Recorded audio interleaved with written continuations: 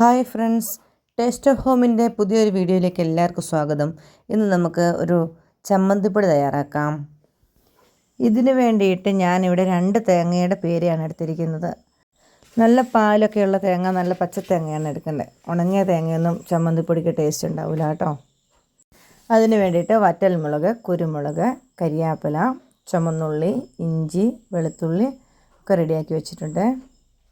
നമ്മുടെ പാത്രം ഉരുളി ചൂടായി വന്നപ്പോൾ തേങ്ങ അതിലേക്ക് ഇട്ട് കൊടുത്തു. തേങ്ങ ചെറു തീയിൽ അവിടെ ഇരിക്കട്ടെ, എന്നിട്ട് ഓരോന്ന് വീതം നമുക്ക് ഇട്ട് കൊടുക്കാം. ആദ്യം തന്നെ ചെറിയുള്ളി കനം കുറച്ച് അരിഞ്ഞിട്ട് കൊടുക്കാം. മുഴുവത്തെ ഇട്ടിട്ടുണ്ട്, അതിൻ്റെ വെള്ളമെല്ലാം വറ്റിപ്പരാൻ ഒത്തിരി താമസം പിടിക്കും. അങ്ങനെ മുറിച്ചിട്ട് കൊടുത്തിട്ടുണ്ട്. പിന്നെ അതിലേക്ക് അരിഞ്ഞു വെച്ചിരിക്കുന്ന വെളുത്തുള്ളി ഇട്ട് കൊടുക്കാം. വെളുത്തുള്ളി ഗ്യാസൊക്കെ അത് ഉണ്ടാകാതിരിക്കാനൊക്കെ നല്ലതാണ്. പിന്നെ ചമ്മന്തി ആയതുകൊണ്ട് വെളുത്തുള്ളി അധികം വേണ്ട, ഒരു 3 അല്ലിയൊക്കെ ഇട്ടാൽ മതി. പിന്നെ ഒരു ചെറിയ കഷ്ണം ഇഞ്ചി കനം കുറച്ചരിഞ്ഞത് അതും കൂടി ഇട്ട് കൊടുത്തിട്ടുണ്ട്. അതെല്ലാം കൂടെ നന്നായിട്ടൊന്ന് ചെറിയ ചൂടിലൊന്ന് ചൂടാക്കി എടുക്കാം. പിന്നെ എടുത്ത് വെച്ചിരുന്ന വറ്റൽമുളക്, അത് ഒരു 10-12 എണ്ണേ ഉള്ളൂ. ബാക്കി കുറച്ച് മുളക് പൊടി കൂടി ചേർക്കണം. പിന്നെ ഒരു 5-6 കുരുമുളക് നല്ലതാണ്, ടേസ്റ്റാണ് ഇത് വറുത്ത് വരുമ്പം. കുരുമുളകിൻ്റെ ഫ്ലേവർ ചമ്മന്തിപ്പൊടിക്ക് രുചി കൂട്ടാൻ വളരെ നല്ലതാണ്. അത് നമുക്ക് നന്നായിട്ടൊന്ന് ഇളക്കി യോജിപ്പിക്കാം. ചെറിയ തീ മതി, തീ കൂട്ടി വെച്ചാൽ അടി പിടിച്ചു പോവുള്ളൂ. ഇടയ്ക്കിടയ്ക്ക് നടുവൊന്ന് ഇളക്കി കൊടുക്കണം. തേങ്ങാപ്പീരയിലെ വെള്ളം കുറഞ്ഞ് വരുന്നതനുസരിച്ച് അടിയിൽ അത് പിടിക്കാൻ തുടങ്ങും. ഒരു പിടി വാളംപുളി ചെറിയ കഷ്ണങ്ങളാക്കിയിട്ട് നമുക്കതിലേക്ക് ഇട്ട് കൊടുക്കാം. അതിലെ ജലാംശവും നന്നായി വറ്റിപ്പോയിക്കോളും. ഇത്രയും തേങ്ങ ഉള്ളത് കൊണ്ടാണ് ഇത്രയും കൂടുതൽ വാളംപുളി എടുക്കുന്നത് കേട്ടോ, എങ്കിലേ അതിനൊരു രുചി ഉണ്ടാവുള്ളൂ.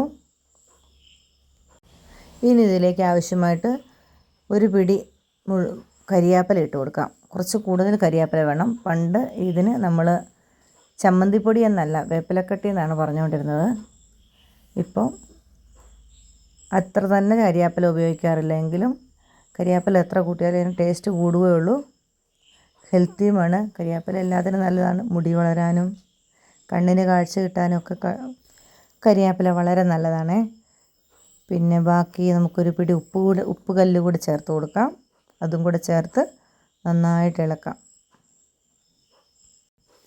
ഈ ചമ്മന്തിപ്പൊടി തയ്യാറാക്കുമ്പോൾ തീ കുറച്ചിട്ടിട്ട് തന്നെ നന്നായി ഇളക്കി വറുത്തെടുക്കണം. അല്ലെങ്കിൽ തീ കൂട്ടി വെക്കുന്നതനുസരിച്ച് അടി ചവിട്ടി പിടിച്ചു പോകും, അതിൻ്റെ ടേസ്റ്റ് കുറഞ്ഞു പോകത്തുള്ളൂ. ഉരുളിയുടെ ചൂട് കരിയാൻ തുടങ്ങിയാൽ പിന്നെ പിടിച്ചുകൊണ്ടിരിക്കും. അതുകൊണ്ട് പ്രത്യേകം ശ്രദ്ധിക്കണം. വിറകടുപ്പിലാണെങ്കിൽ ചെറു തീയിൽ കനലുള്ള അടുപ്പത്ത് വച്ചാലും മതി, വേഗന്നായി കിട്ടും. ചെറുതായി നിറം മാറി വരുന്നുണ്ട്. പിന്നെ നമ്മളിട്ട് ഈ കരിയാപ്പിലയ്ക്ക് ഇവിടെ ഒരു കഥയുണ്ട് കേട്ടോ. കഴിഞ്ഞ ദിവസം രാത്രിയിലെ ഒരു 9:30 ആയി. ഞങ്ങൾ കിടക്കാൻ നോക്കുമ്പോൾ സമയത്ത് നമ്മുടെ അടുത്ത് വന്നൊരു വണ്ടി കുറേ സമയം ഹോൺ അടിച്ചു. നോക്കുമ്പോൾ അതൊരു സ്കൂട്ടിക്കാരൻ അങ്ങ് കുറേ ദൂരെ നിന്ന് തള്ളിക്കൊണ്ട് വരുന്നായിരുന്നു. അയാളുടെ വണ്ടിക്കകത്ത് എണ്ണ പറ്റിപ്പോയി. അപ്പോൾ നമ്മളോട് വന്ന് ഹെൽപ്പ് ചോദിച്ചു. ചേട്ടായിൻ്റെ ഓട്ടോ ട്രിപ്പിനാണ് വിളിച്ചത്, പക്ഷേ ചേട്ടായി റിട്ടേൺ വന്നതേ ഉണ്ടായിരുന്നുള്ളൂ. അതുകൊണ്ട് ഇവിടെ ഒരു 300 പെട്രോളിനടുത്ത് ഇവിടെ ഇരിപ്പുണ്ടായിരുന്നു. നമ്മളെന്തോ ആവശ്യത്തിന് മേടിച്ചതിൻ്റെ ബാക്കി ഇരുന്നതാണ്. അത് അദ്ദേഹത്തിന് കൊടുത്തു. പുള്ളി അതുകൊണ്ട് പോയി. ഇപ്പോൾ ഞാൻ പൈസ തരാൻ നോക്കി. നമ്മൾ പറഞ്ഞു പൈസയ്ക്കാണെങ്കിൽ വേണ്ട, തരികയായിരുന്നു പറഞ്ഞു. അങ്ങനെ പോയി. ഞങ്ങളത് വിട്ടു. പിറ്റേ ദിവസം നേരം വെളുത്തപ്പം ഞങ്ങൾ പണിസ്ഥലത്തുള്ളപ്പോൾ ഉണ്ട് കൊച്ചിൻ്റെ അടുത്ത് ഒരു 500 മിച്ചം പെട്രോളും ഒരു കെട്ട് കരിയാപ്പിലയും കൂടെ കൊണ്ട് കൊടുത്തേക്കുന്നു. അതുകൊണ്ട് ഈ കരിയാപ്പിലയ്ക്ക് ഭയങ്കര വാല്യൂ കേട്ടോ. നമ്മളൊരു പഴയ കുപ്പിയിൽ പെട്രോളാണല്ലോ കൊടുത്തു വിട്ടേ. അതുകൊണ്ട് അവർ കരുതിയിട്ടുണ്ടാവും ഇനി ഒരാൾ വന്നാൽ അവർക്ക് ഹെൽപ്പിനാകുമല്ലോ എന്ന്. അദ്ദേഹം ഒരു നല്ല മനുഷ്യനായിട്ടാണ് എനിക്ക് തോന്നിയത്. അങ്ങനെ നമ്മുടെ ചമ്മന്തിപ്പൊടി റെഡി ആയിട്ടുണ്ട്. ചാനൽ കാണുമ്പോൾ ഇതുവരെ സബ്സ്ക്രൈബ് ചെയ്യാത്തവർ സബ്സ്ക്രൈബ് ചെയ്യണേ. താങ്ക്